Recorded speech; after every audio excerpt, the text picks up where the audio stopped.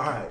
So Lynn had asked the president, his name is Sandy, and to ask me to run the program after I submitted my suggestion for what it should look like. I didn't know she was going to ask me to run it, and so my ambitions was to work with corporations and do the consulting thing. That's what I was aiming for. And I didn't want to work with high school kids. I really didn't like high school, and I wasn't excited. I wasn't prepared to work with high school kids, you know. So, but what was happening for me is that I was getting really interested in a field that was emerging at that time called positive psychology. And Yeah. it's all, yeah, so it's also called like the study of happiness. Yes. And I began to start formulating my ideas for, well, no, I was inspired by um, Martin Seligman's ideas. He's considered the father of positive psychology, Okay. and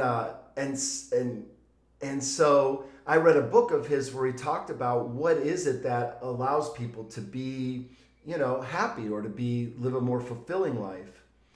And he said, well, the first thing we need to realize is that happiness isn't about that one thing. Like, oh, if I do this one thing, I'll be happy. I know we kind of have that myth. If I just marry the right person, or if I just get the right job, or if I just, whatever, get these circumstances, I'll be happy. But it's not a fixed thing, it's always moving. What it is it's sort of an equation of positive emotions to negative emotions. So, to the degree your positive emotions outpopulate your negative emotions, you'll experience that happiness. But it's a constant shifting state because emotions just kind of like they come and they go, and but what we have to realize is that even though positive and negative emotions come and go, it's not really that random. There's there's um, there's a plot to the story, and it goes like this. That which aligns with who I am will give me the positive emotions, and that which contrasts with who I am will give me negative emotions. You can see where the alignment meter idea came from. He didn't use these words, but this is what he's explaining. And those emotions are precipitated by experiences. Emotions don't just come out of nowhere, they always come after an experience, which could be like something happened, or you thought something, or a dream even. But you have an experience and it'll produce an emotion. So positive experiences produce positive emotions, negative experiences create negative emotions. So let's find out what creates positive emotions in our lives. And let's increase our exposure to that as a strategy, as a life strategy. And let's also find out what creates negative emotions in us. And let's find ways to manage around that. You can't avoid negative emotions, although that's one way to try to manage it. Actually, you can avoid negative emotions, not all of them though. You can what I say is you just reduce your exposure to the experiences that produce negative emotions. So like if you have a like if you like I once was dating somebody I really didn't like, but however that happens, and every time she was around I'd have negative emotions, negative whatever, and You don't realize it's because you don't like them. I've had the same thing happen. Like their sound of the feet walking in my house was annoying me at one point, and it all of a sudden dawned on me. I was like, oh, I don't like them. But it just all of a sudden happened, and they weren't a bad person, so I felt bad. But also, I was like, oh, that's why I'm annoyed all the time, about silly things. So, anyways, But I've that's had that. that's a great example though. So then whenever that person or thing is in your I call it your upstream, because the way experience works is whatever comes to you, Ariel, is because of things that are in your upstream. If they weren't in your upstream, they would never come to you. So it's relationship stuff, work stuff. Where do your work things come from? The government, and it has demands it places on us. So I teach this to my students as a life strategy. Anyway, all this is to say, so like I swear I'm usually more direct in answering questions. So the reason I decided to do the youth philanthropy initiative is it made me realize something. Positive emotions come from our experiences. The experiences come from our the organizations we're involved in or institutions. All the demands in your upstream are institutions: the institution of marriage, the institution of work, the institution of education, which happens to be the same, overlaps for you, the institution of neighborhood or government. Our lives pretty much revolve around institutions. So Martin Seligman's idea is that happiness is really about positive institutions, belonging to positive institutions, because the activities that you'll perform within those institutions will more likely align with who you are as an individual, because that's one of the things that makes an institution positive is it seeks to cultivate the individual. So, like what you were saying at the beginning of our call, like your frustration with HR is you're not experiencing HR as a positive institution. You even said it almost that way. You almost said, get some more positive people in there. Right? Right. So, why PI, or what I just want to call PI now, Philanthropy Initiative, because there's a high school version, there's going to be a college version. I even picture an adult version or a senior citizen version of Philanthropy Initiative, which is basically my formulation for what I think a positive institution is based on my work in consulting. So at first, when I was asked to do this, I thought it was against my career to work with high school kids because I wanted to be a consultant. But it turned out that it was granting me this venue for applying the concepts that I try to teach my clients to do, but they never do. So I'm like, well, let me do them and let me see if they even work since I'm preaching it, Well, so for your YPI stuff, what is your theory for this is the kind of person we want, this is what we do with them, and this is what we believe will happen if we do these things? That's amazing. Because those questions are really exactly what we're driving our process. And Okay. the kind of student I wanted was the student that hadn't found their thing, Like Okay. there's athletics, there's academics, there's drama, there's debate, but where's the outlet for the desire to do good? Yeah. Right? And then also, could we not just take doing good and turning it into an organized activity, which is what we've done. That's what YPI is. And we get people wanting to be in our program, which is another key point. Is I wanted to build an engagement model, not a disengagement model. What I mean by that is Call it I get to instead of I have to. Like I get to be here and do this. It's an opportunity as opposed to that feeling of I have to be here and I have to do this. Anyways, it's totally different. exactly. Like I hated doing things that gave me that feeling. So I'm like, this is not going to be that. So the way we recruit, the way we select, the way we orient, and the way we develop, that's kind of the whole pipeline. Recruit, select, because if you select the wrong person, even the wrong one person, it could kill a cohort. It's been my experience. That's exactly what happened to this cohort. And the more we talk about it, the more I can talk about it as far as it being absolute cancer. And there's there's no way to repair what was done or even get rid of the person because I don't have the ability to fire them. Okay. Anyways. And so, but at the same time, because we're in the pilot period of it, I wanted to take as many different kinds of people because sometimes you have an idea of this is the kind of person I want, but until you really can open up the door and take many kinds of people, I didn't want to just decide it on the front end. They need to be this. I wanted to look at it later and be like, okay, this worked with these. So anyways. How many cohorts have you had so far? Two. This is my second. Yeah. Right. So we're recruiting for our 15th cohort. So early on, we didn't know who we wanted. Our first cohort, we took anybody because we were new. Right. Right. but then you realize garbage in, garbage out, and I don't mean they're garbage, but just mismatch in, mismatch out, right? Yes. So Okay. okay, good. So we could drill down into any of these things too, but yeah, like right, we're on the same continuum of experience here. Our programs are remarkably similar. I the audience we're reaching, they do tend to be the high performing students. That wasn't Yes. the intention. So that might be like your population. Would you say that's them or not them? It it it is attracting those people out of the demographic of people who have experienced social barriers.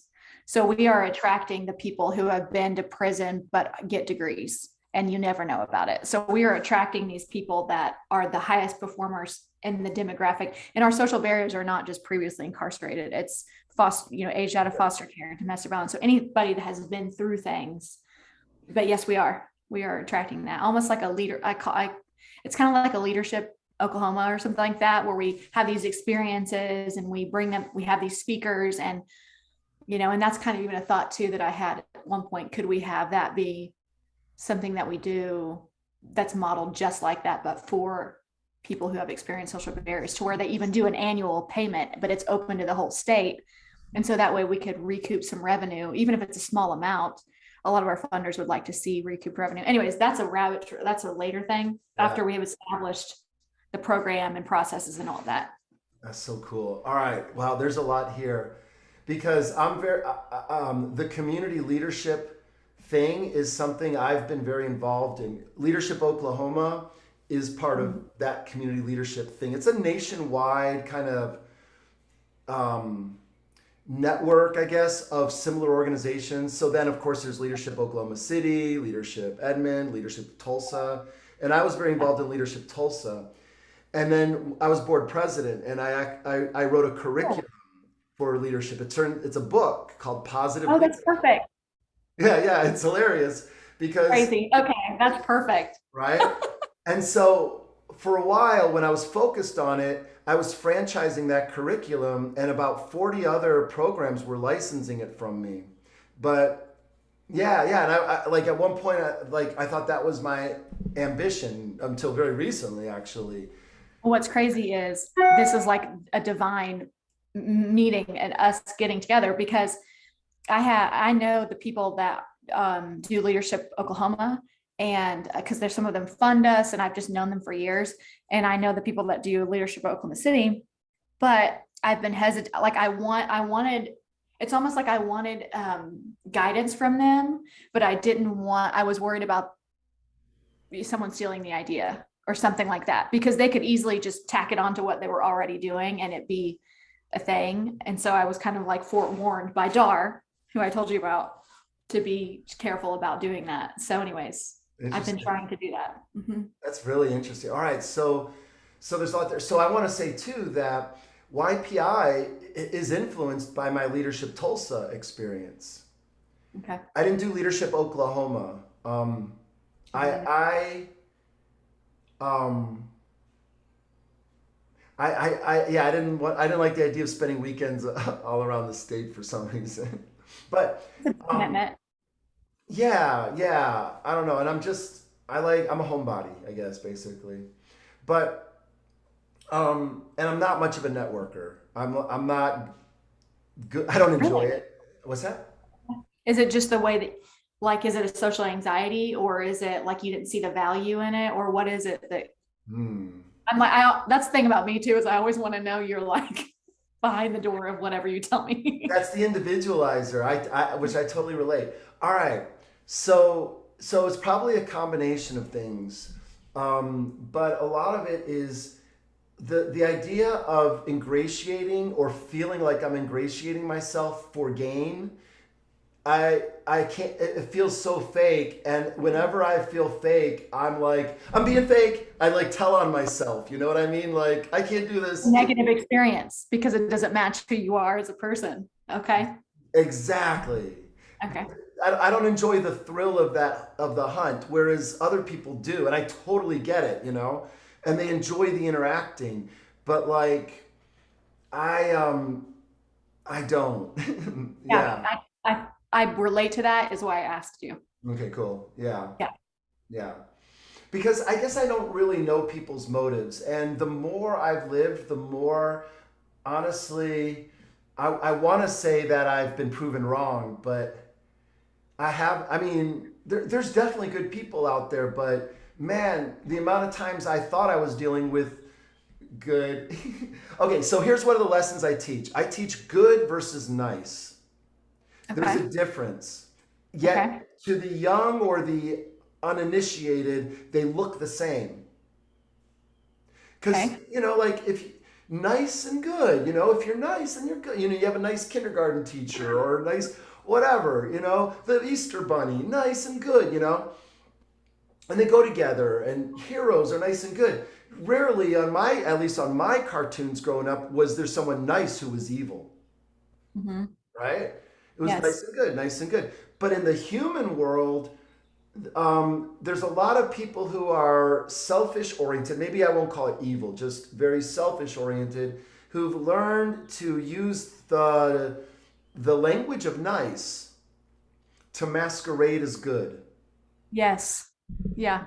I learned that a lot. And so I come from like, a different background than anyone that I interact with. So that's another reason why I don't do stuff like that because I don't have anything in common. We are so different as humans, as people, than these people I'm hanging out with. And so for me, I don't want to just talk about these shallow things. I really want to get behind, and so it makes me feel I'm just not a fan of it. But that's something I noticed in this new world of like people that do what I do without having the life that I've had. It's like ulterior motives. It's like sneaky resume building. I literally I went and spoke at some governor's ball thing and helped accept an award or money, a check or something on behalf of an organization I'm on the board on. And I was speaking. And anyways, there was like two people that were like pushing each other out of the way to get on stage to accept the check, to get in the picture. And I'm just like, and it was so bizarre to me because it was a new world that I was like, wow, gross, gross. Right? And so what happens is people trying to acquire status will inadvertently, often not even on purpose, squash those who are motivated by purpose. And that's really important. A philosopher I really like, he talked about this, that most people in the world are motivated by status, material gain, or pleasure, and just Okay. not often in combinations.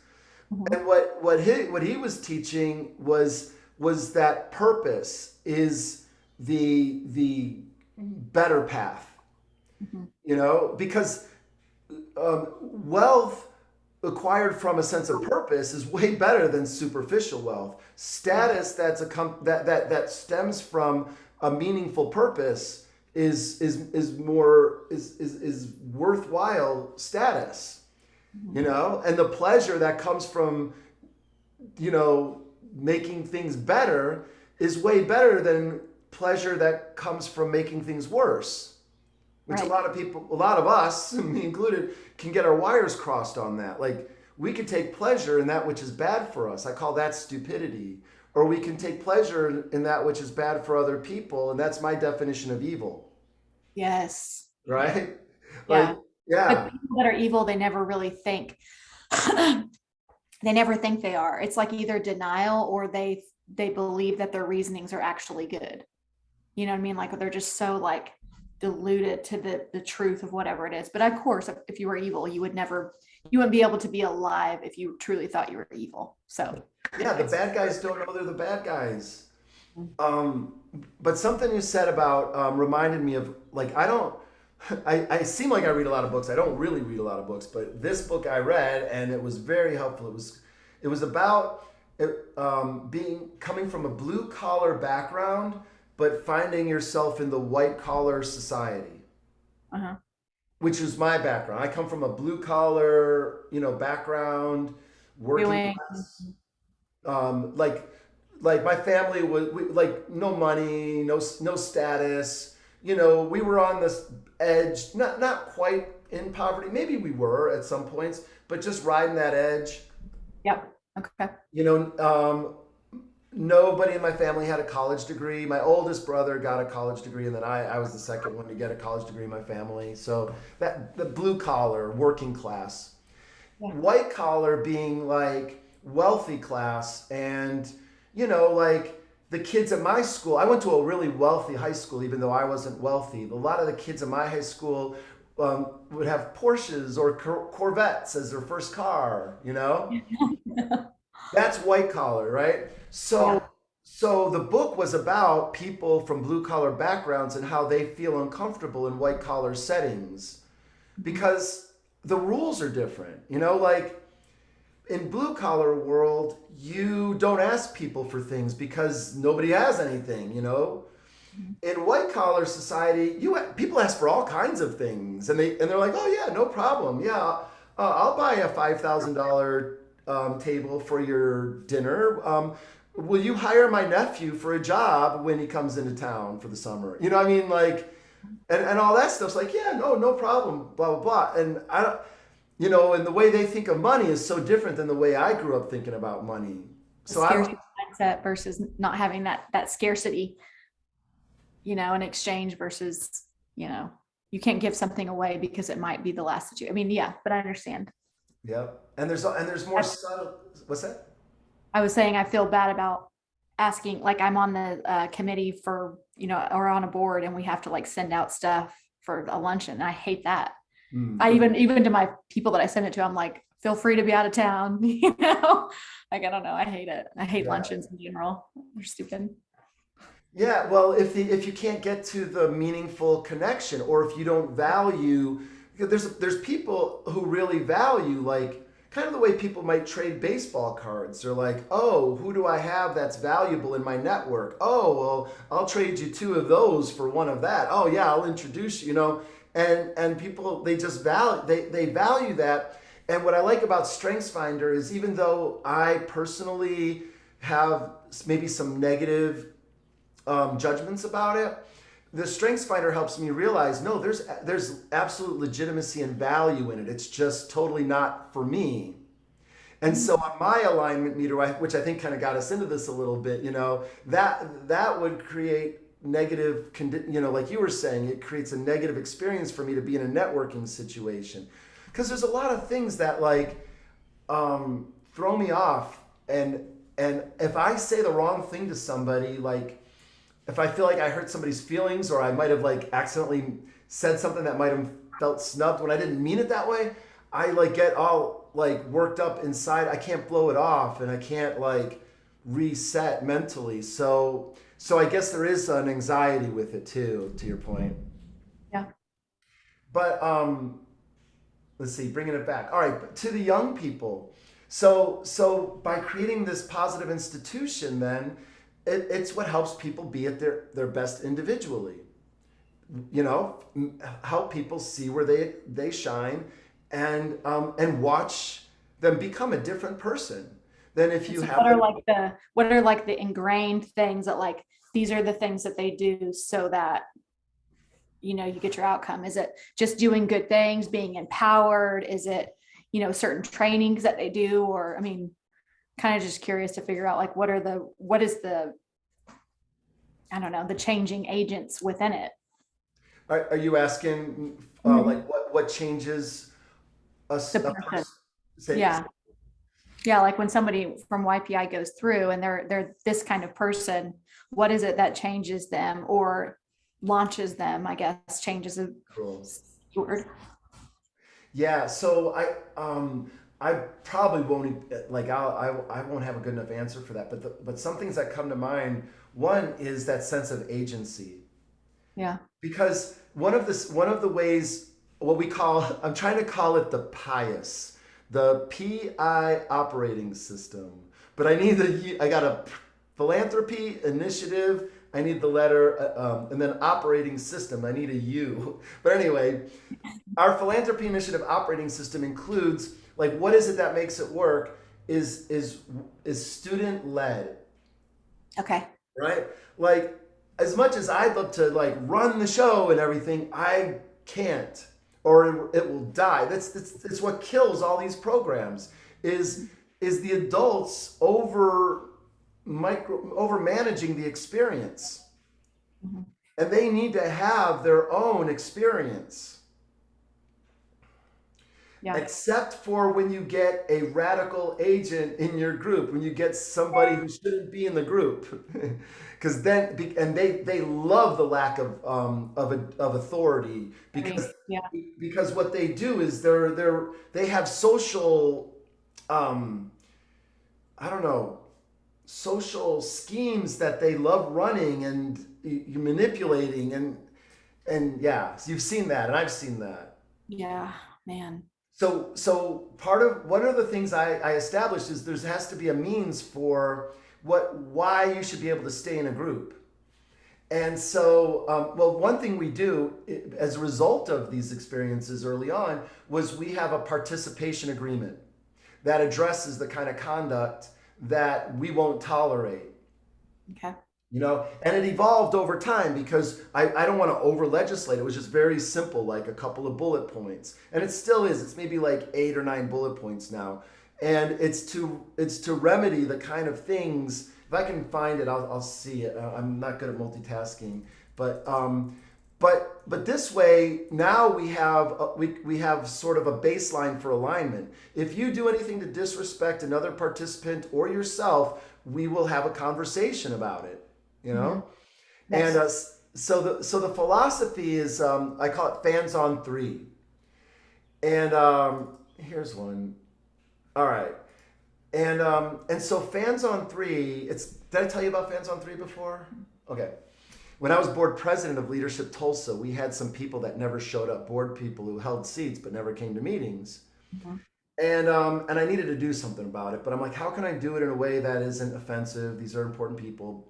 But I Mhm. said, you know what? I'm in my head. I'm gonna imagine they are all just a fan, like a desktop fan that spins around and has the settings 1, 2, 3, and then fan on one is like mellow, minimal output. Fan on two, then fan on three is like blow your contact lenses out, kind of. And I was like, all right, that's my rating system for people. Are my board members being a fan on one, a fan on two, or a fan on three? And and fans on three are like the most important. They're the most valuable, right? Like when you're working with somebody who's a fan on three, you can tell that they make everything better and they make everything go well. So when you have a fan on three as an employee or as a participant, and this is what I tell my YPIers, as a fan on three, you will be able to write your own career ticket. You will be wanted wherever you go. So we have a fan on three policy here, which is basically I don't pay it. My attention doesn't go to the fans on one; it goes to the fans on three, which is kind of the opposite of how the rest of the world works, right? Most of the time, people are dealing with the problem, the personality, right? And so that's the first thing. My number one audience is my fans on three, and the biggest threat to a fan on three is a fan on one. Because a fan on three sees that other people aren't doing nearly what they're doing and getting the same benefits or accolades pretty much. Yep. So when we realize that our program there's all these little threads. That's why we got to record these calls. When we realized that our participants were more of those achiever types, we really wanted to embrace that because what I'm interested in, this gets to the ultimate aim of my program, is I want to produce change agents that are capable of turning negative institutions into positive institutions because that's where philanthropy happens. I'm all for volunteerism and, a donation here or a donation there, but that's not the scale of movement we need to make the world better, right? The world moves via institutions. So I want to train when I teach philanthropy. Implied in there for me is that we're training not just a person who wants to do good, kind, not someone who's committed, because although we want commitment, kindness and commitment aren't enough. We also need capability. So that's kind of like my little formula for what I'm after in my program. It sums up like, what am I trying to do? I want to cultivate kindness. I want to, I don't know, honor, develop commitment, and then I want to cultivate capability. When you recruit people, Hmm. you are and when you're selecting in the selecting process, do you have like some sort of rubric or something that you use in order to select people? Hmm. So when we select, a lot of it is really self-selection. They just don't know it. Okay. So first of all, you probably don't deal with this, but like I don't deal with the parents, which the parents want to do everything for their student, their high school kids. Mhm. Mhm. But I'm looking for which ones can operate without their parents doing everything because I almost never interact with parents in the program. Because that's another thing that kind of kills that more adults just kind of kill the thing. So they want it to be their own experience. Now, we'll talk about parental involvement because that's very, very important. I just don't want to be interfacing with the parent. I want this kid to handle their attendance and their questions. I'll always talk to a parent, but not when it's something that a student can do. It's not developmental for the parent to call me because the parent knows how to do it. It's developmental for the kid to pick up the phone and call because they don't know how to pick up the phone and call anymore. You know what I mean? Like, I'm looking for placing the developmental experiences in their hands. So that's kind of what I'm recruiting for in a way. And so if we see like that, it's the parent answering all the questions. Well, we're not, that's a concern. It's not a deal breaker, it's just a concern. But meaning that the interviews is happening all the time. It's not just at the interviews, which I'll get to in a minute. Um, but so I'm looking for someone that can self-manage, basically. And that's the number one thing. More important than any other criteria is the person self-motivated and self-managing because I don't want to deal with the parent for 3 years, Right. right? I want the student to show up, to want to be there. We had a student who came from a lot of our kids do come from wealthy families, but we put extra effort to recruit from non-wealthy families.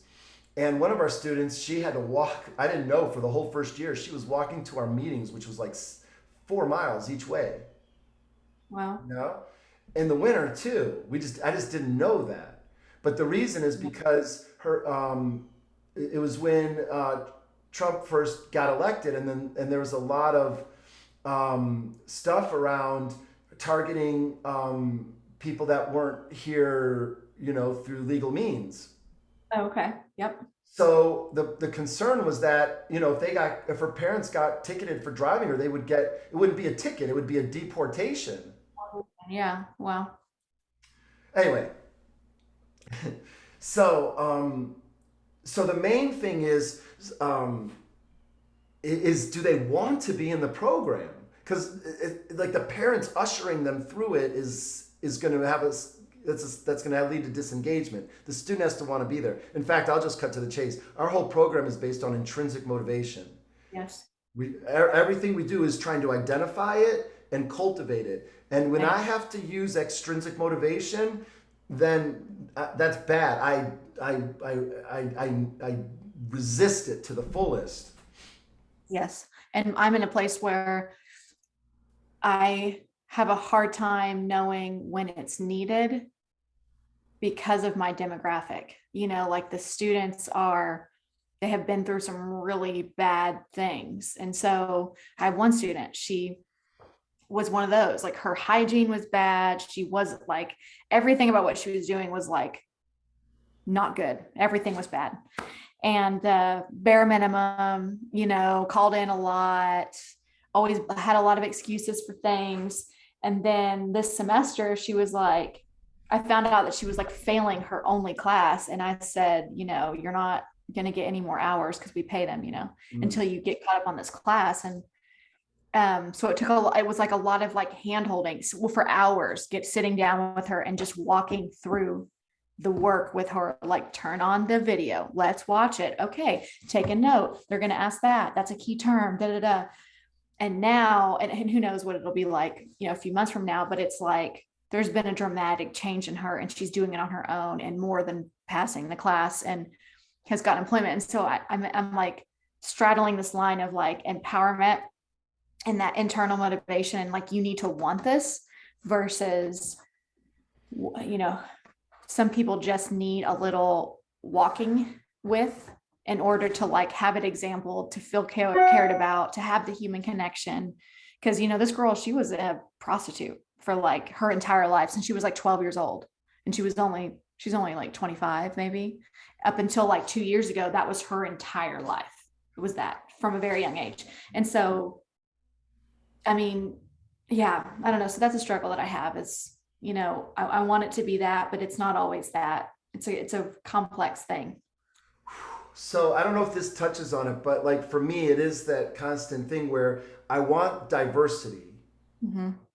and yet there is a minimum level of preparedness Right. that has to be met. Otherwise it will be a lot of resources going to one student. Well, then when, if I have that threshold the same, I don't have any diversity really. A lot of times, like That's with the current group, it's like, and the reason for that, for my group, especially, other than the fact is I'm not as plugged into diverse communities, other than the ones that I know for sure. It's because some of the diverse communities don't have the resources that the other ones were given. So say they were all drug addicts, say they were all crackheads. Well, this group has had counseling. You know, this group got a program because she had kids, you know, and so there, it really, but this group, you know, didn't have the resources that this group. And so I'm dealing with that, or I'm trying to figure out, and I'm not really allowed, I got in trouble for it. I'm not allowed to make exceptions based on diversity. Like I can't, even in a positive way, I can't do that, which Yeah. is hard for Right. me because I know why it's like that. And I would like, if I was my own thing and I wasn't in higher ed, I would like to take at least a handful of people who fall below the standard and put more time into just a smaller amount of group, not everyone, but say we took 5 who are a little bit below that, you know, acceptance rate or whatever. And then, but not all of them, they can't all be like that. But anyways, I can't do that. So maybe, I don't know, but like as we get into it more, maybe is there a way to have a sort of like those participants participate in a lighter version of your program, Yeah. you know, where it may not be like it may not make you run against whatever the acceptance criteria is, you know, because it's not going to be like that official of a program. They're not officially OSU students yet when they're in this light program or something like that. Maybe they're not in the academy. Like we have an academy that's 2 semesters, that's in person paid. And I just came up with the concept of it being an academy. Not to read second, but like in the last couple of weeks. So there's that. And then we have the extension program, which is, and we'll get into this more, but that's more for people who have full-time jobs and can't commit to being an in-person. And even what they can't get the training, they can't, you know, they're not getting paid and they just can't commit to being with us all day, every day. But I need to make sure they're separate for budgeting reasons and for, you know, our KPIs. Like they're going to be different for this group than they are going to be for this group because we're giving these people a lot of training and development. So we need to see their growth go from here to here. Whereas the extension people that we don't see, we can't be measuring them the same way.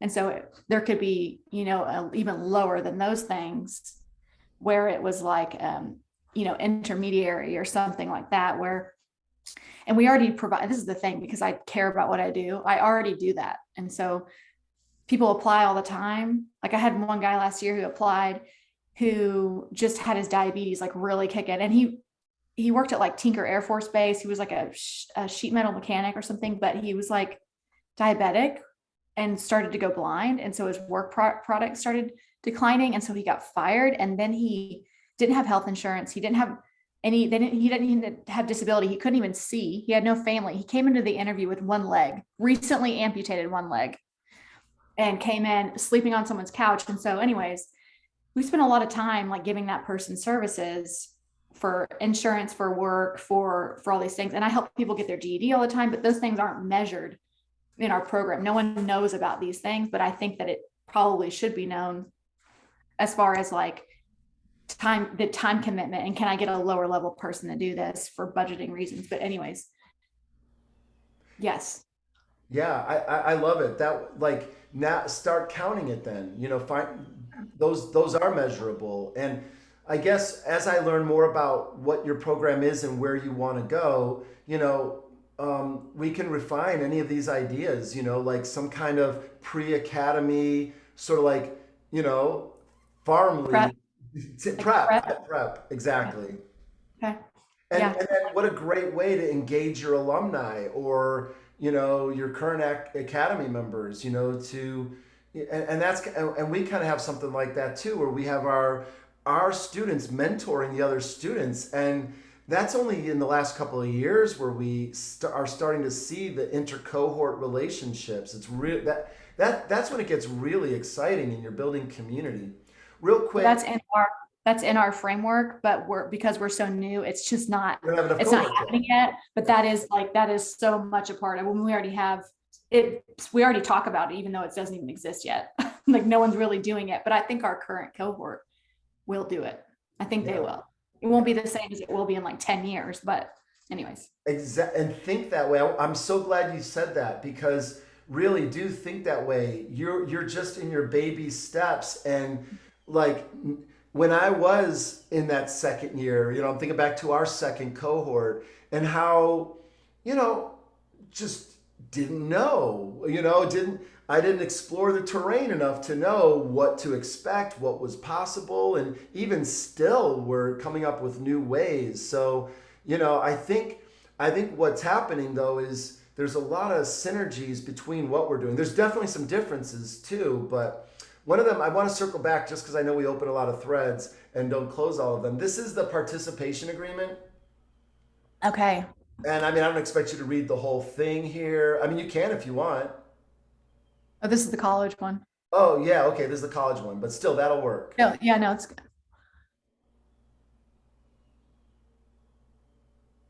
So participation, Hmm. work on improving myself.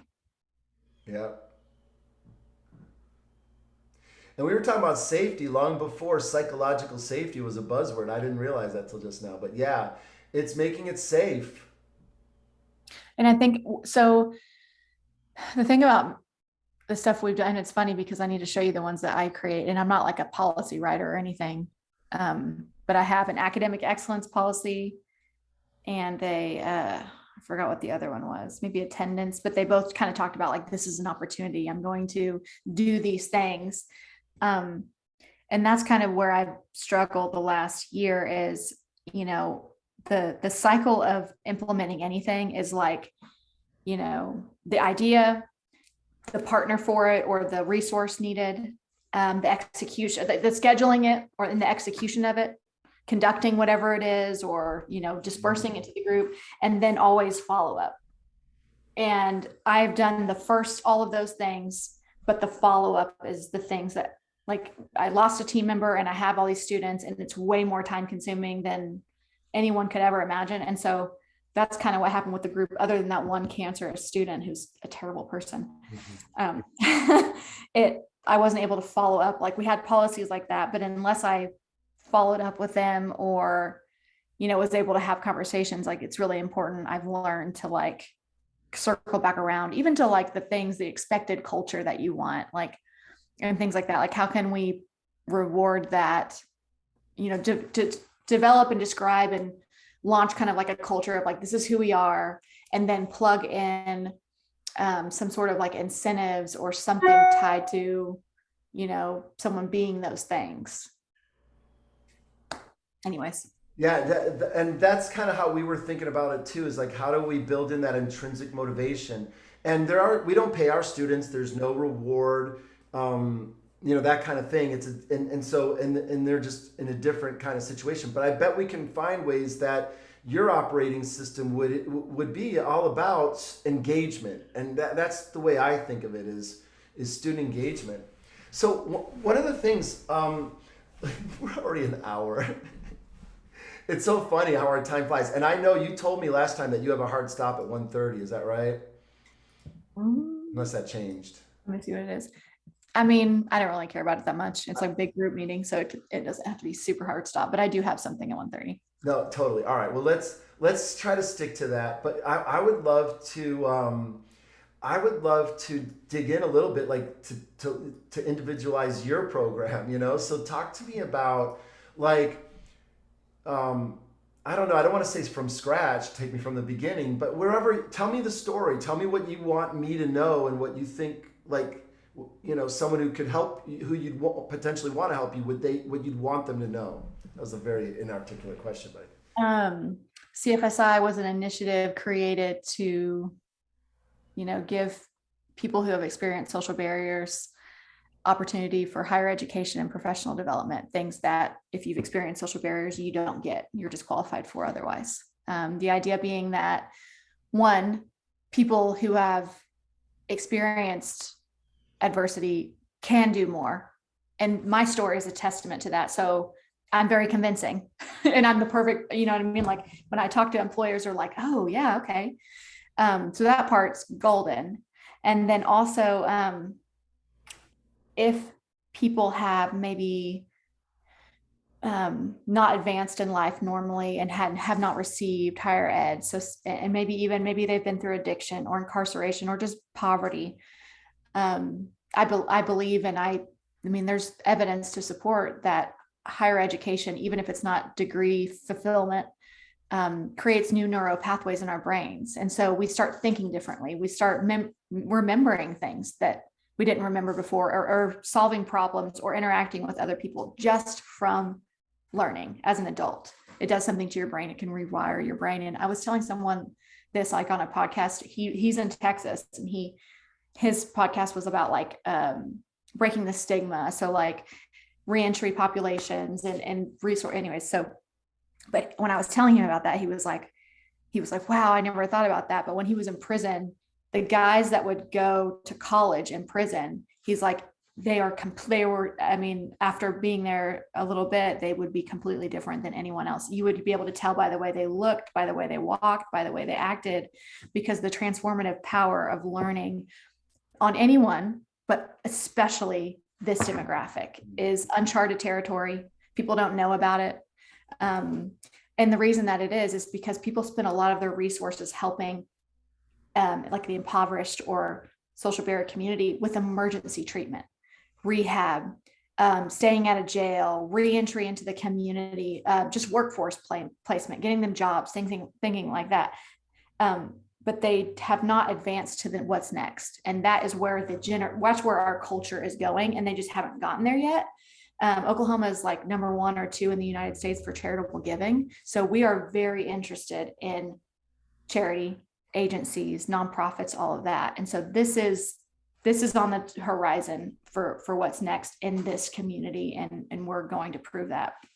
And so we would like to be the next step for, these rehabs, or maybe they're sober living houses, or maybe there are thousands of them in the state of these nonprofit agencies that help people, domestic violence shelters, all these places. And so we want to be where those clients come to do like the leadership OKC or do the higher education, because we know that how much that can change someone. And so basically the students apply for the program, which makes us very different. The culture is different because it's kind of competitive to get in. We interview them, we select them.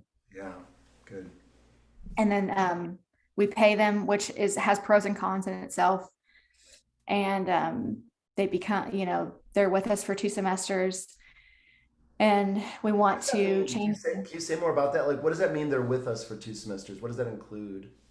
So we're at OSU OKC in Oklahoma City. They come to campus Monday through Thursday from 8:30 to 4, and they take college classes. They take non-credit certifications like project management or HR fundamentals or something that aligns with their specific goals. So when they come into us, individualization, right? I want to know what drives them, what their skills are, what would fulfill them. And then I want them to tell me that. And I want to tell them what's real.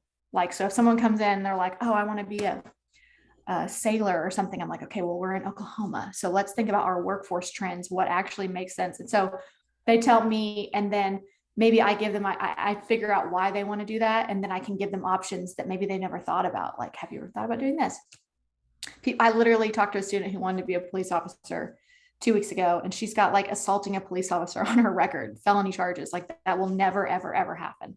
And so we talked about why, and then what other things she could do to fulfill that desire within her. And then what education, training, networking, things that we, are needed to get there. And so it's very time consuming because everyone has an individual program. Like everyone has their own career path. And so it's very time consuming. However, there's a lot of general development that we give them. So from 8:30 to 4, Monday through Thursday, they clock in like employees, and we do a check-in every morning from 8:30 to 9, because we believe that the community that they build with each other is the glue that's going to make this work. The connection, the belonging, the caring, the seeing each other and encouraging each other can be the support they need, because I can't be that for everyone. And it makes it last forever, and so we do a check-in, we do highs and lows, what's going on. And then, we'll do like a emotional intelligence training, leadership training. We do Brene Brown's Dare to Lead. We do Toastmasters. We do Hope.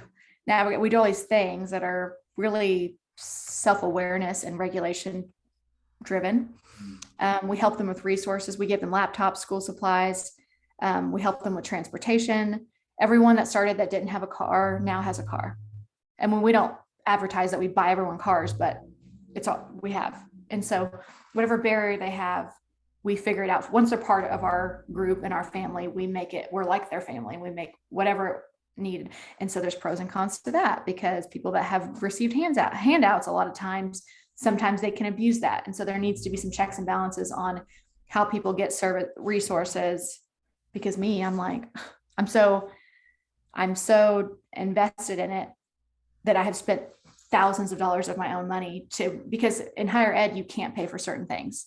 Like I cannot I have over $1 million that I can, I should be able to spend whatever I want, even I know the funders, they would allow it, but the higher education's budget codes and the way that system is set up, they're very like, oh, you can't pay for someone's dental expenses. I'm like, well, if we can't do this, then they're not going to be able to get a job, because no one's going to hire someone that doesn't have front teeth or whatever it is. And so that's something. But anyway, so they do training, and then they do an internship that aligns with their career goals. And they start that a couple months into the program. They do that in the afternoons. They take college classes. How many all are at the same cohort? The first semester or first cohort, we started 17. Then this cohort, we started 31. So I'd say anywhere between 25 and 35. There's not really a strict, we could take more or less. How do you have to find? How hard is it, or what's involved with finding them internships? That is very time consuming, and it's like the worst time of the life cycle, like the process map. Like when you're looking at a process map from like recruiting, acceptance, orientation, beginning, my timeline for creating the internship partners begins when I'm orienting the students. But I may change that. I don't know if they're ready. Based on some results, I don't think they're actually ready for the internship until maybe second semester instead. But it's hard because I want people that are not already on some list of second chance employers. I want like some oil and gas companies, which is where I started working and changed my life, because it's a culture. And even though there's some like stigma around, well, that culture is this, the impact that it has on someone like my people is, we're not worried about like, oh, well, those people are this.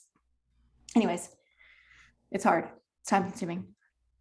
I bet it is. I was. That's why I asked. I was like, wow, if I had to find an internship for every single person, because you'd have to get people who are willing to do it and wanting, I don't know.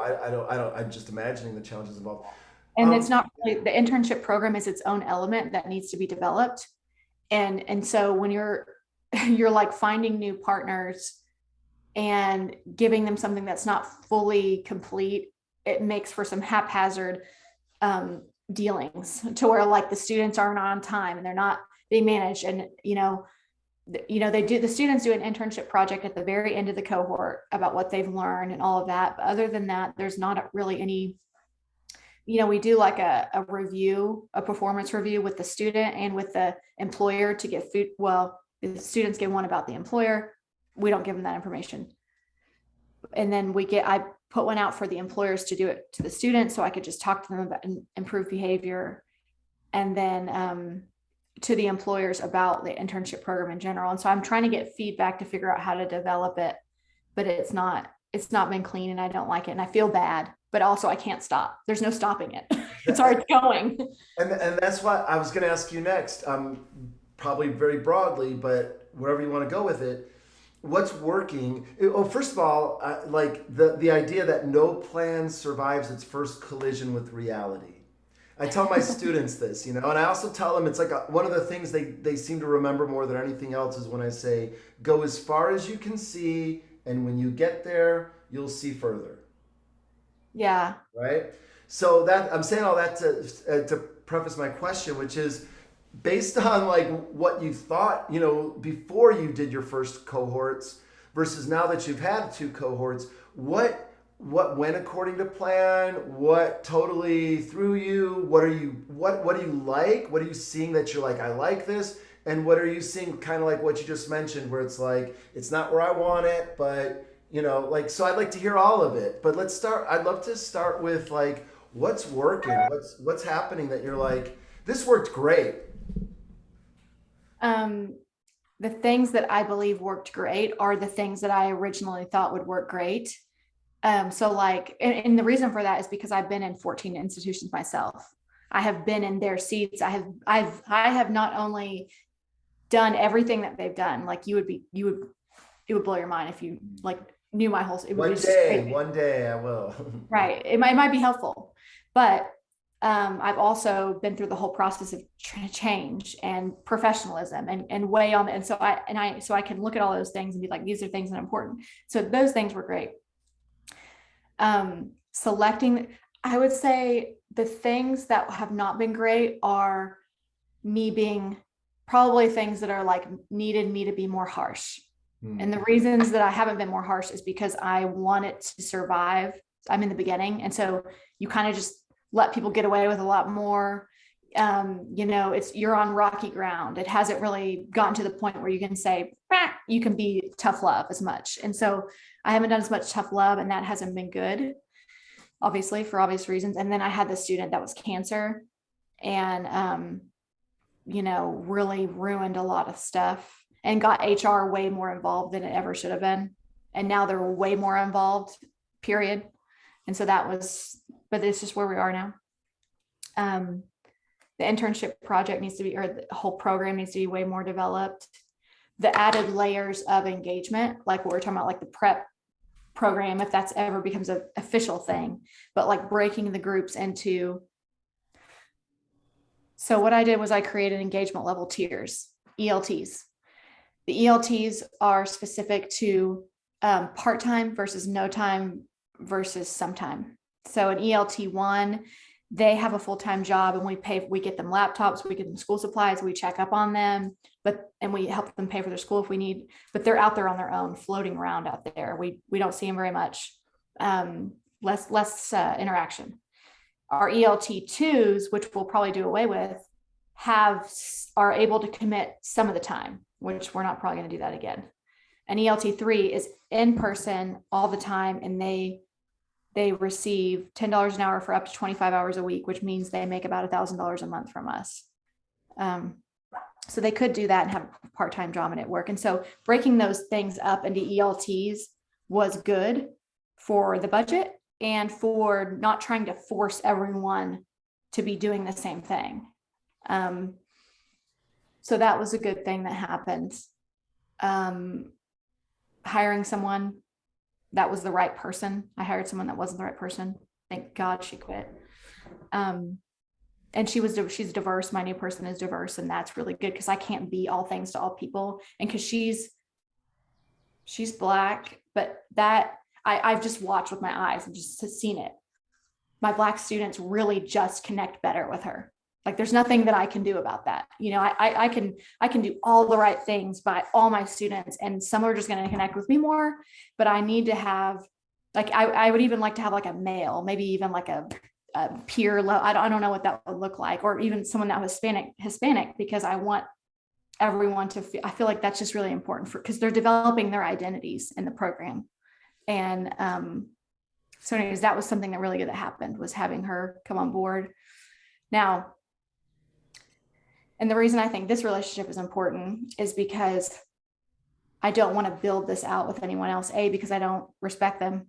And B, like my boss, you know, he has a lot of work experience, but he doesn't, like, he has sight, but he doesn't have vision.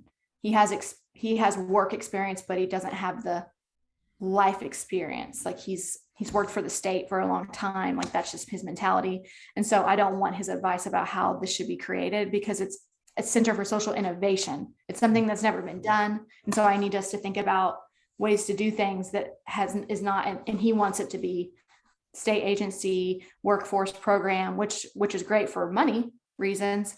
But, and then Latina, who's my new person, she gets way out there with ideas, but she doesn't realize I've already done all of that. And I don't want to deter her. So sometimes I say, because it's like she's spending hours doing something, I'm like, I know the owner of that thing. And so that's kind of hard to figure out, like, and I don't want to be competitive with her either, because I don't want to feel that way. But I think, there needs to be a limit to how involved she is in the creation, because she's so driven and so passionate that she can easily try to get too excited about an idea. And I'm like, you don't understand why that's not a good idea. Like, she wants us to have people be the in-person stipend piece all the time, but she doesn't do the budget. And so it's just things like that where I'm like, you have to know everything that's going on to see a bigger picture of why we do things. And so anyways, I would like to make sure that the professional development, the life cycle of the student is as effective as possible, that the training that we're giving them is right, that it's given at the right time and the right amounts. And because I'm learning with that too. I saw all my students needed a computer class. So we tried many different ones, and then I found the right one, and then I made it reoccurring every week. But I realized things need an end date. People do better when it's a limited amount of sessions. No matter how much they need it, people are over it after a while. And so I'm just learning things by observation with these students. Okay, the students have a club. It's called Things That Matter. Things That Matter is a OSU OKC Student Government Association. So when you talk about like empowering the students and being student-led and all those things, well, I haven't had time to like develop that out.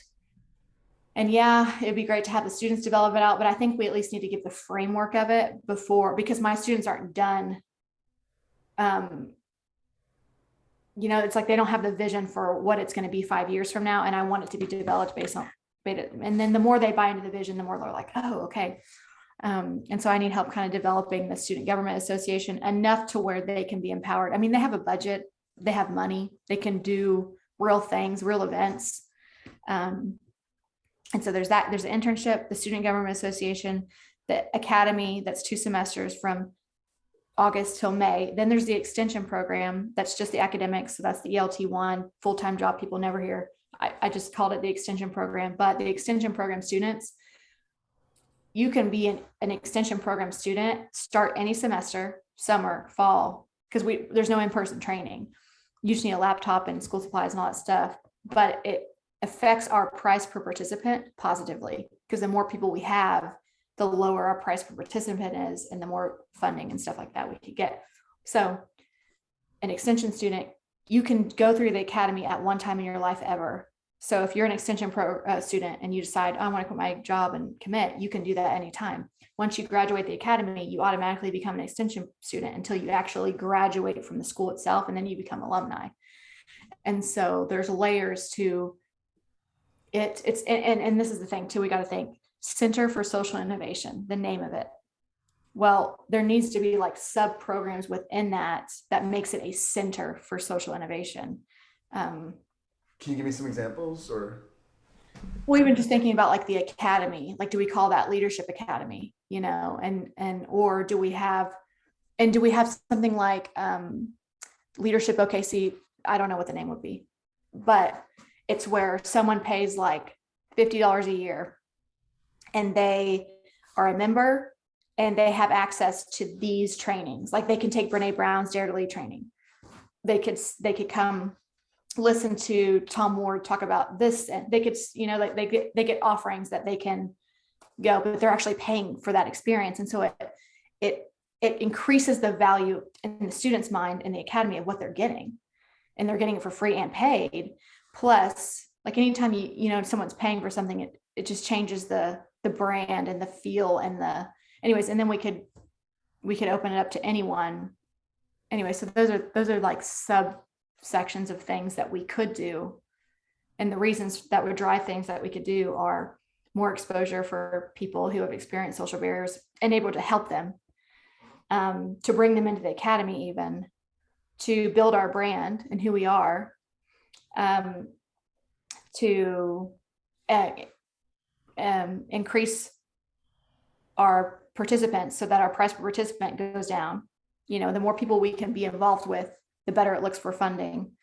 But anyways, and so I'd like to create all of this and then have it going for a certain amount of years. And then I have other universities and maybe even in Dallas, here in Oklahoma, that want us there. So if we can, create the brand and create what we are, I already have other colleges that want us there. But I don't think it's a situation where we move from this college to that college. It's a situation to where we have Center for Social Innovation. We have social innovation programs, and maybe CFSI, Center for Social Innovation, is the original at OSU OKC, but any school can have a social innovation program, and they're named maybe something different at each school, but the funding is maybe externally located. So that way so I don't know, but that's how like TANF programs, people that get welfare, every college has a TANF program, and the TANF funding comes from DHS. So their bosses, that funding, it's coming from somewhere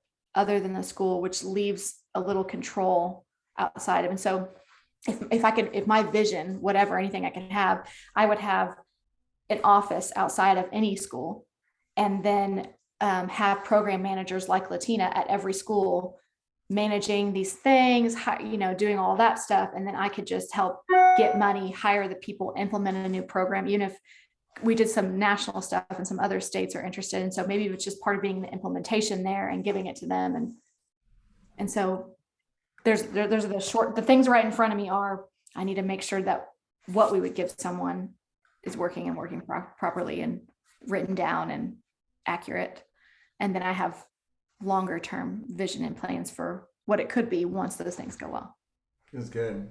Yeah. That and that vision, does that fulfill you? Does that, you see? Yes. Yeah, good. All right. So then, this helps me understand a lot more about where you are, where you want to go, and so forth. So I guess I forgot to do this. We got right off to the races. I was like, well, what should the outcomes be for the call today? And, what I thought would be one of them was to see if you, like, could we help you with this? And do you want our help with Yes. it? Do you need our help with it? And then, I don't know, need, but what could it look like? And what would make you feel good about that? Like, what would you want it to be? I do want help, and I do need help. And I've actually talked to several people. We didn't have as full of a conversation, but just over the last year and a half of, trying to find the right person to help. And I have found people that, but it's like I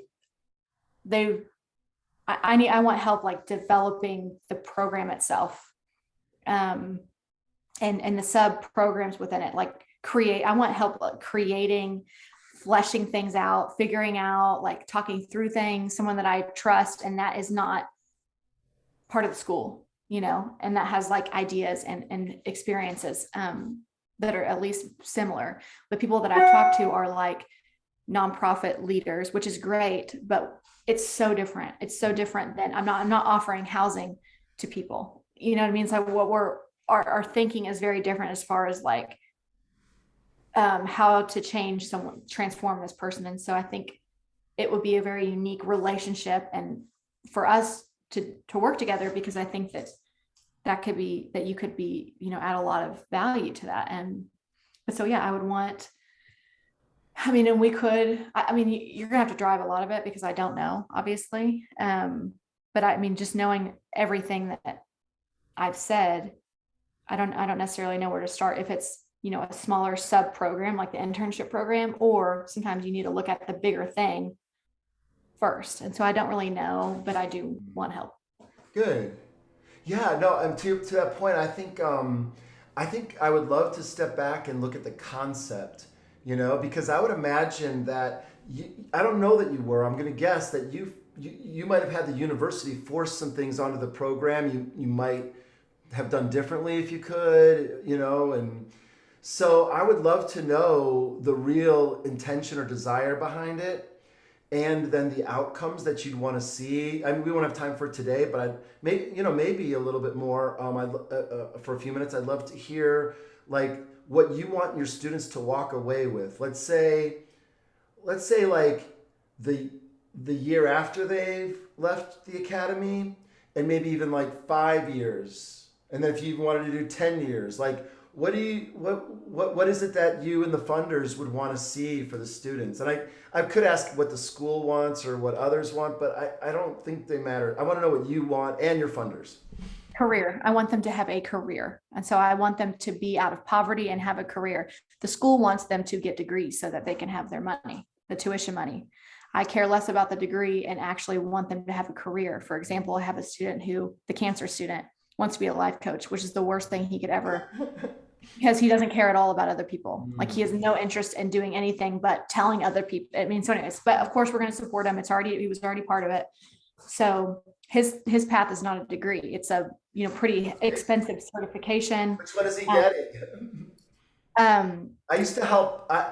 I've helped build a couple of these coach certification programs. Coach U is one of them, and yeah.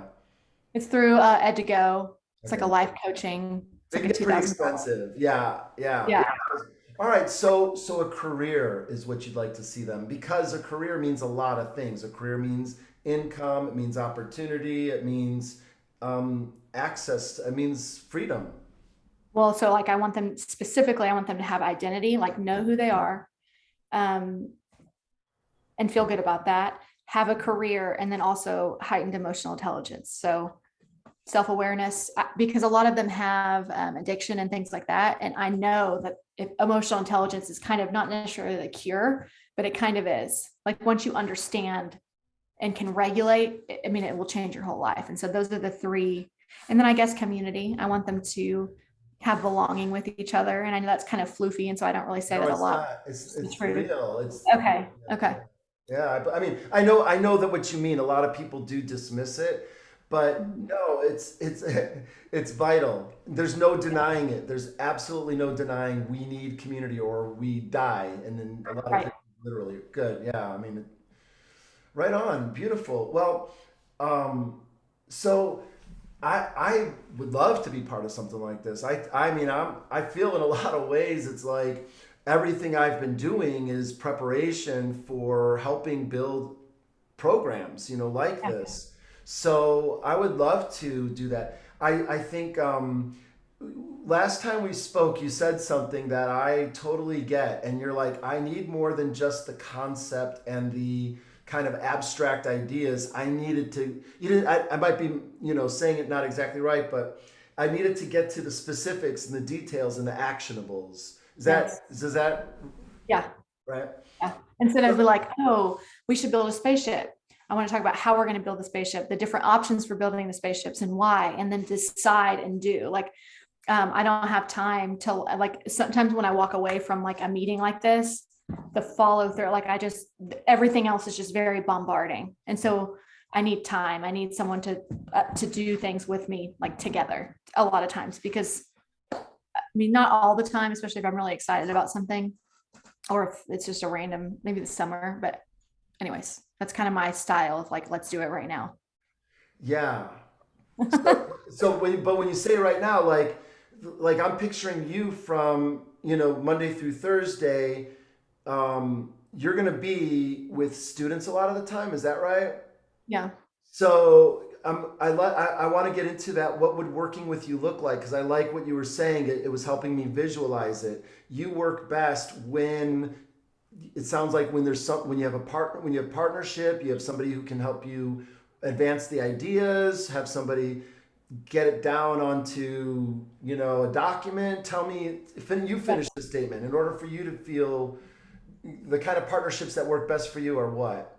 Yeah, the tangibles, the tangible things. So like, if we're talking about the internship program, I want to outline the whole thing. And I already have a lot of the stuff that I'm talking about. I already have it, but I just did it on my own. And that's not, I don't want that. I just don't want the people that I have available to me to be the ones to help me do it. And so Because I, why? Tell me why. Because you want. because I don't, it sounds really hateful and I'm not at all. It's just, I don't respect them. I don't respect their ideas. I don't think that they're thinking things through. And I know that they're not, because when we're talking about things, I'm just like, okay, you're really stopping really here. Because they're looking at what it's like, they're taking the easy way out of it, kind of like, for example, how should we do this internship program? Oh, well, let's go get what reach at the school. And I'm all about like researching, but they want us to like mirror their thing, but their program sucks. You know what I'm saying? Like, I want the best. I want something to be intelligent, and I want it to be innovative, and I want it to be the best that it could be. And that will change over time. I'm not saying it has to be perfect right now forever. I mean, I think things should be reviewed all the time, but I need someone else to be the sounding board to flesh these things out other than the resources that I have. I see. Yeah, the phrase in my head is that when I hear you talking, what comes to my mind is design integrity. Yeah, exactly. I mean, I don't know exactly what that means, but go on. I literally have it on a whiteboard in my office, says educational design audit, like to make sure like what we're doing is the right thing. And I, a lot of times I'll second guess myself because I don't, sometimes when you're doing something that you're just making it up, you're just making it up, and it may or may not work. And so I want to not just be making it up on myself. Yeah. So there's a book I read called The E-Myth, and it's a really good book for. Well, I can just summarize it real quick. What I think you're doing, and what I think we're doing in our youth philanthropy stuff, is creating a franchise prototype. It's not necessarily a franchise because it hasn't gone out yet. But that is exactly what, from But the it's beginning. it's the prototype of what the franchise will be, and that requires the experimentation, but it also there has to be the vision and the experimentation. Yes. And yeah, And HR, the people in HR, they're the enemy because they don't have as much grace for the experimentation. that's right. They want these things to be in place right now, not understanding that we're in a pilot. Like they want processes and then so anyways, so I'm compromising person. So I'm like, okay, yeah, let's do that, but also update it over time. And some of these things that we'll work on, maybe I just need someone to tell me that it's the right thing. Some of these things, like I think it is, but I need someone else that I respect their opinion, and I decidedly respect yours for now, until you say something ridiculous. I get it. I totally get it, which I do every 5 minutes. So no, but just for someone to be like someone else that can see the vision, be like, yeah, that's the right thing, or maybe we should change this, or what's the reason for that? Because sometimes it's not about the solution as much as it is like the question that leads you to the why that you can feel good about. And it's like, I've been in a room by myself coming up with stuff and getting nothing, and like and then when being in my role, I don't get I can create something, and no one says anything. But also that's kind of how I know that that it's probably good, is that nobody says anything, and that it just becomes integrated into what we're doing. I just don't like that. but Because inside you feel like, well, great. I'm glad that it meets everybody else's standards, but internally, even if it's good, it's not great. there could be more, and you want to make yeah. That's what it is. Okay. I am probably my level of excellence is beyond anyone that I work with, my boss, anyone that I work with. Okay, I need someone else that has a higher standard of excellence. I have no one else that has that. And so that's what it is. Everyone else is like, oh yeah, that's good. I don't want that. I want someone that can raise the bar for what I'm doing. And I don't work with someone other than Dar that can raise the bar. And he has a completely different job, and he's implanted in the institution, and so it doesn't really work.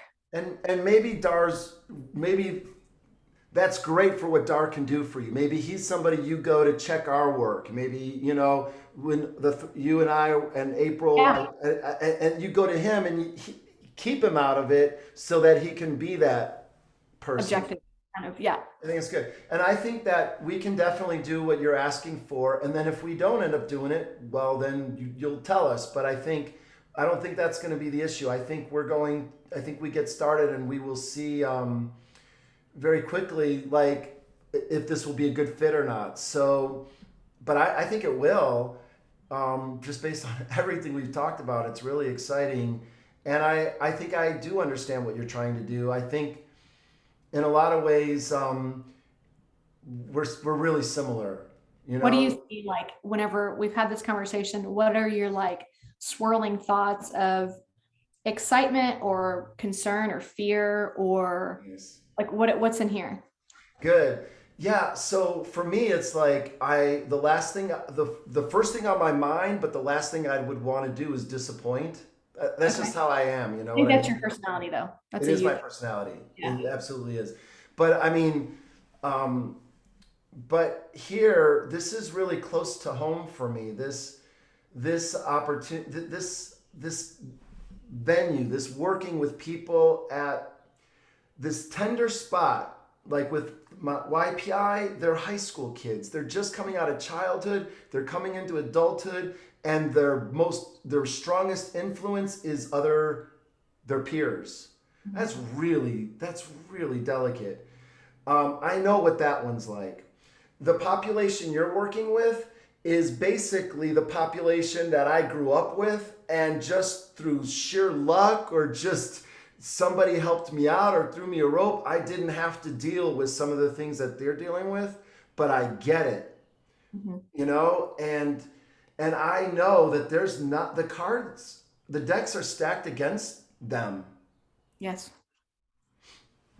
And I liked what you said. I hadn't thought about it quite that way, where you were describing that everybody is in like emergency mode. They're trying to fix the crisis, and what they need a little bit of that, but what they really need is a launch pad, Hmm. and these programs that are in crisis programs might keep them down, inadvertently, not at all intentionally. Right. It's a Right. plateau. It's like we'll help you get housing, but it's a mentality. When you've been on drugs and been around drug people, the way you talk is very similar. The things that you are interested in, the things that you watch are very similar, but it's not until you can get out of that mindset, get out of that environment. It's like when you go to another country and you're just like, holy shit, like I can't, it just opens up your whole mind to the world. And it's like they need that breakthrough. They need a breakthrough to a new environment, so that they can break generational cycles, so that they can never go back. Because that's why people don't go back to using meth or whatever it is because the degree of separation between their new self and their old self, they couldn't even fathom. And I mean, we're so different. This new life would never allow, you couldn't even, if you wanted to, because you're so different. And that's they need a new environment, and to be kind of just incubated with us, maybe just for a year. If that's all we have them is for the two semesters, I think that's all it would take for them to, launch out. Nice. So that's why I feel connected to this. I also don't like people who tell, like, our first partner with Youth Philanthropy Initiative. It's another agency in town here, and this was before our partner now is OU, but before OU, that partner said, Adam, you're asking these kids to do something they can't do. I was asking the kids to not just volunteer, but to design a project that they think would fix the problems they face. And I don't think that, I think they absolutely can do that. So I have this partner, quote unquote, telling me that what we're trying to do, we can't do. Mhm. And I kind of feel you're getting that a little bit at OSU as well. And Right. but I guess what I get behind is that you're structuring the, yeah, no, you can. And I, I don't know if you'll agree with me on this, but not everybody can, you I know, understand. right? Yeah. But if we can find the ones that can, we should, you know, Yes. because the payoffs are going to be, first of all, for them it's going to be great, but for society it's a fulcrum shift from a would be, you know, somebody who had nothing to contribute to somebody who has a lot to contribute. It's night and day. So having your program be excellent, I'm extremely invested in that idea as well. So I'm nervous about it, but Good. Good. yeah, That's yeah. good. I'm undaunted by it because I think, because I've done it with Right. YPI, you know, um and in other programs too. But I also think that bringing April in would be great because she's one of my graduates. She graduated from my fifth cohort, and Okay.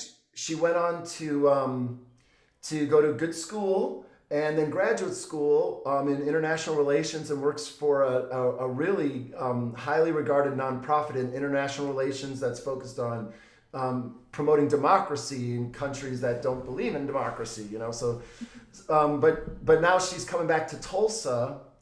From DC. She's moving back to Tulsa, and she's working with me. I'm kind of mentoring her to take over my youth philanthropy program, but she's also consulting with me, and she'd be perfect for this project. I mean, you'd have to decide and meet her too, but I think with the three of us and Heather, my teammate who you met, supporting, you know, us too, that we'll be able to move the thing forward. It's more like, how much time do you think you'd want, you know, or need? And because that, I think, would be, you know, just the one thing you Right. know, Well, and I have no idea because I've never done this with anyone. So I don't know what that would be. Um, and I think that I mean, and I'm just making this up, so tell me otherwise. And that's the other thing. Always tell me otherwise. Whatever your idea is, if it's different than mine, because I know that you know, getting aligned with people. Well, sometimes I maybe want to not be aligned sometimes. Sometimes, not all the times. But you know, maybe we do like a small, like a section of something or a project, a sub project, and then see how long that takes us, our processes together to do that. And I think that can show us kind of what other things would be like, how much time they would take, if we even needed to start somewhere else. You know, I mean, is that kind of how you would see that it, or sounds what do you? I think that sounds really good. I think the first step will be the three of us, mainly you, me, and April. Let's sit. Let's do this. Let's get things out on the table. Let's see where you're at with your program, and then we'll pick either a place to focus, one specific place, like the programming, like the curriculum. What is the Yeah, curriculum for the year? yeah. Maybe we pick a focus like that. But I think what we would do before that is we would back up and build a game plan, which would be, what is a lot of stuff we've already you would already be able to answer, but then we could refine more. And and so I have some thoughts on that already. I won't go into it now, but I think that would be a good first step. Let's do a game plan Well, and conversation. I wonder, so, and I mean, obviously we'd have like some kind of agreement or something, because I feel nervous about like giving someone, Intellectual property, that kind of yes, I stuff, do. yes. But I think that that's probably the only way.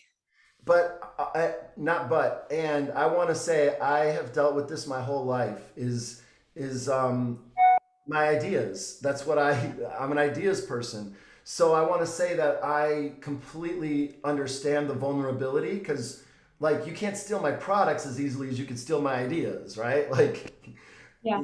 right? And so I'm willing to do whatever you would need to make sure you have comfort with that, because I totally get it. I totally Yeah. get it. Yeah, And this is really, as long as it's not to the degree, as long as it's not the exact same thing, I really don't care. You know, I just don't want things to be posted on the internet or something, you know, to find, you know, oh, here's our process, you know, those kinds of things where sometimes I'll work with like a vendor like a software or some person. I'm like, oh, I don't know. But I do think as far as like us, just pinky swear. And then, but if I send you that kind of stuff, then we're not having to like go back and we can start from there as opposed to like having to start back here. You can be like, oh, I have a detailed process map and it's not updated. It was from last year, but still it's a really good starting point.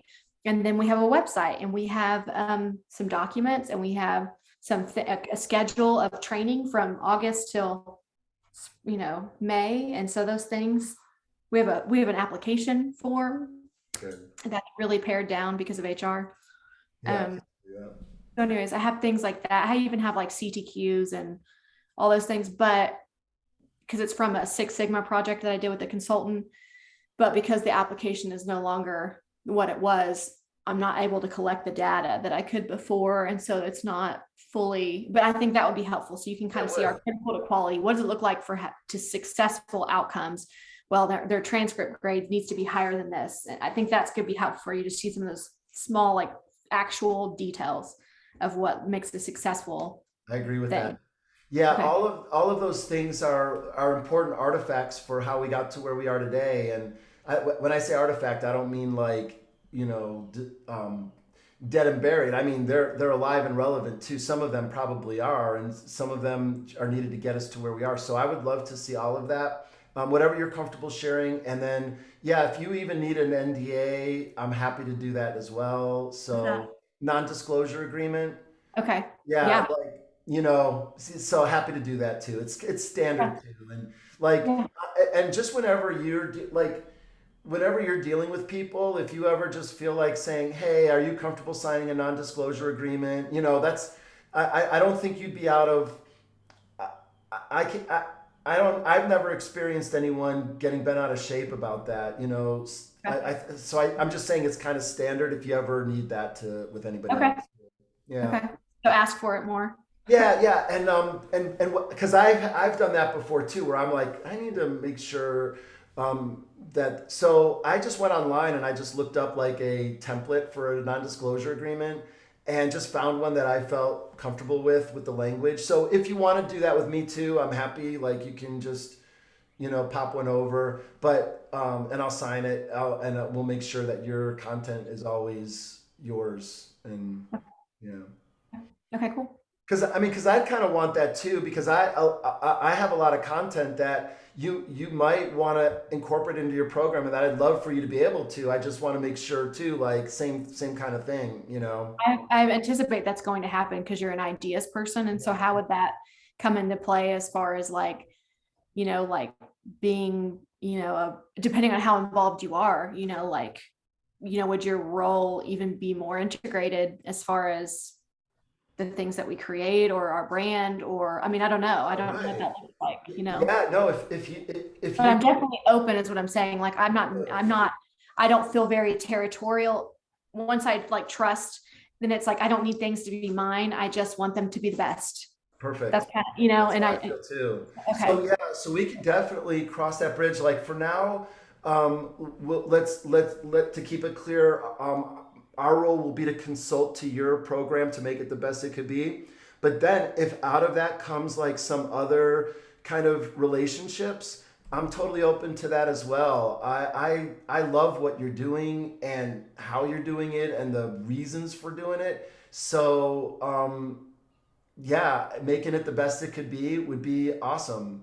Awesome. And it's so weird how many like synergies, you Well, and know? it would be cool if you're in Tulsa. Yeah. It'd be cool if you could come see. We have a graduation on oh my gosh, on May 20th in the morning. Oh, okay. So anyways, it'd be cool if you guys could come or whoever Yeah. and Let be a me, part of that. yeah, I'm going to my calendar now to check. And not a big deal if you can't, but Oh, darn it. I just canceled my calendar. Yeah. All right. Let me, I'm totally like messing up. Let me get back to it. Let me make a note of that, and I'll come back. I just totally canceled out of my calendar. May 20th, what time? 10 a.m. Cool. And they're doing like since you're driving, and we're doing like the graduation, it might be like 2 hours because the students kind of share some things and That would be we cool. give them awards. And then they're doing like the students are hosting like a lunch and learn right afterwards for community engagement. And I think it's going to be like barbecue or something. So anyways, that's right afterwards and it's free. So if Cool. you guys want to eat there. All right. Yeah, I will check it out. I get on my calendar. And but definitely meeting the students would be a part of it whenever it's appropriate to do that. Getting their views on things would be really cool. Yeah, for Awesome. sure. Okay. All right, Cool. so do you want to set up a next call, or because I think what we should do is marinate, and then I need to probably come to you with a proposal, but I need to marinate and see if I'm ready to do a proposal or if we should talk one more time, if you should meet April. Okay. So should we just go ahead and schedule another call? Yes. Yeah. Cool. When would you like to? Now I got my calendar back up. Let me see. What's today? So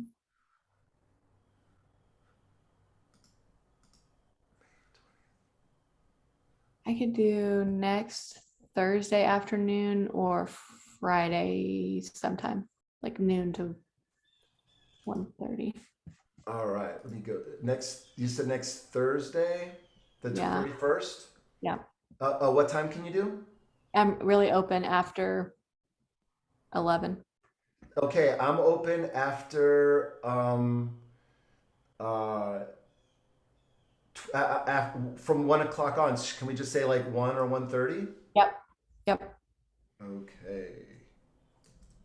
You just want to send the Zoom link now? Yeah, that'd be great. Yeah. Let's see if it'll let me put it in here. Okay, it looks like it did. Add guest. Technology. Ariel. So that's the 31st. Yep. And Um, there's a lady that's in Tulsa too that I talked to one time, but she's like an HR consultant okay. and she's with Sharpshooter. Have you heard of that? No, I haven't heard of sharpshooter. Okay. She helped I have like a kind of What's her name? mentor, Dana Shumand, somebody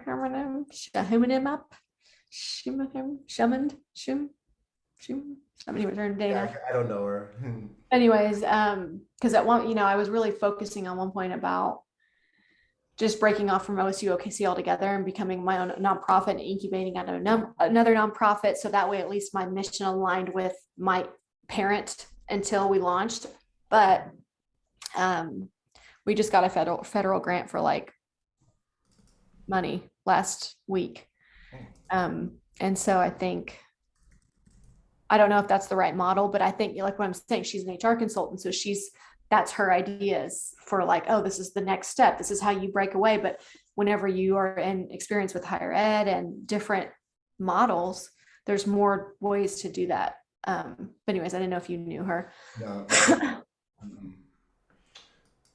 Okay, I totally messed up the end of. I cannot multitask. I messed up the invitation. 1 to 2:30. Save. No, hold on. You could just do it later too if you want. Thank you. That would be awesome because I am like got so many screens open. I know you got. This is awesome. I'm really excited. Yeah. Me too. All right. So should I send you the stuff, like the resource and the documents first, or like we wait, or you just tell me? I'll just wait to hear from you. You marinate and. Yeah, that'd be great. But if you have like any documents that you're comfortable sending, then absolutely, go for it. Okay, then I may do like a Dropbox or some folder for us, and then share that with you, and I'll start putting stuff in there. Awesome. Okay. Okay. Cool. Great. All All right. right, Ariel. Talk soon. Thanks. Bye bye.